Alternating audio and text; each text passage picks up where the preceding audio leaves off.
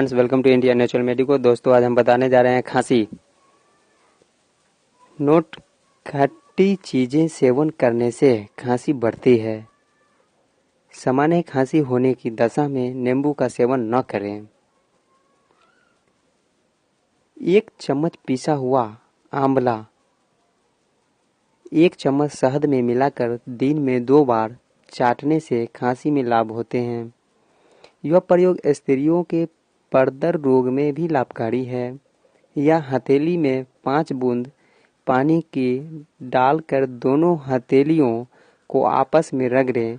फिर गले से शुरू कर छाती पीठ पर ऊपर से नीचे 2 मिनट नित्य 3 बार मालिश करें। खांसी ठीक हो जाती है। या अमरूद को भूनकर खाने से कफ युक्त खांसी में लाभ होते हैं और खांसी ठीक हो जाती है।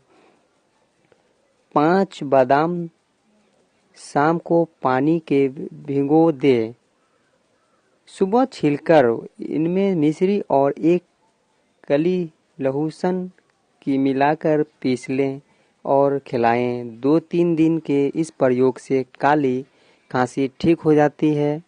बच्चों को लहसुन की माला पहनाना व इसके तेल की मालिश करना भी लाभदायक है। अथवा लहसुन का ताज़ा रस 10 बूंद, शहद और पानी 4-4 ग्राम ऐसी एक मात्रा दिन में 4 बार देना भी लाभकारी है।